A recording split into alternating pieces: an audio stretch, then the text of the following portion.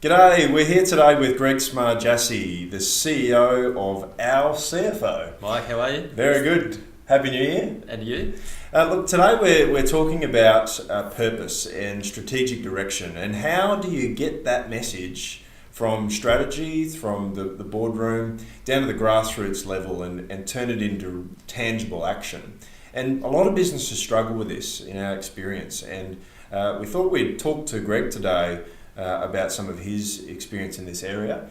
And look, by now you're probably well in the swing of things after a Christmas break, and January's out of the way. So it's a good time just to reevaluate, do a temperature check, and make sure that your line managers are really performing well and on point with your strategic direction. So, Greg, I just wanted to really start with, as a CEO for many years, what have been some of the challenges that you've had in disseminating that strategic purpose down to the grassroots level and turning it into actionable items? Yeah, I think the greatest challenge is the consistency of the message. So what I see a lot of people do, and we were guilty of this, is we developed our purpose and values. We let the team know once, and we think, well, I certainly did, that was going to cut it, and it doesn't. So I think the most important thing around purpose and values is consistency and persistence of getting that message through to the rest of the team and the organisation. Spot on. And from your point of view, what's worked well around your implementation of strategic purpose, but also a step further, how have you really empowered your managers to understand how they contribute to the overall direction of the company? So when we developed our purpose and values, we did that thinking in not only internally, but we also were thinking externally in how that would affect our messaging to the market.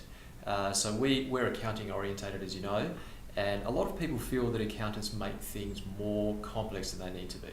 And there's a whole range of other dynamics that are perceived around the accounting industry. So what we did was we looked at the industry and looked at all the challenges around that, and then developed our purpose and values to differentiate ourselves to the rest of the industry so that we could stand out amongst all of the noise that exists in the market. So not only is it great internally for guiding your team and giving them direction, but it's also fantastic for differentiating yourself in a very, very noisy market. Right, okay, fantastic. And what are it sounds like you've got a really collaborative organisation. And what have been some of the benefits that you've seen through that collaborative approach to really delivering on your purpose and your direction?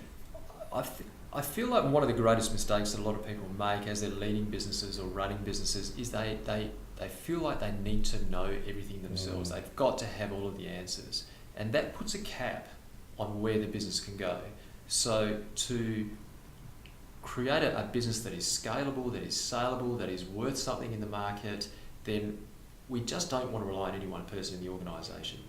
So for us, our values have been able to create momentum with our team. They're the ones that are driving the business forward, not just one person. And they have the knowledge. They're dealing with problems, so they're bringing those and collectively sharing that to the table, and you're moving forward with better solutions. They come up with great ideas. They come up with ways that we can improve as a business, as well as ideas for helping our clients improve their businesses. So we need to improve. We're not perfect, and we never will be. I don't believe in being perfect. It just doesn't exist. So we need to develop as well, and I want the whole team to contribute to that. Fantastic. And what would you give advice out there to a senior leader who's watching this, who's perhaps having some problems with that dissemination of that strategic direction, and they need to empower their leaders? What advice would you give them? What I did was I got help.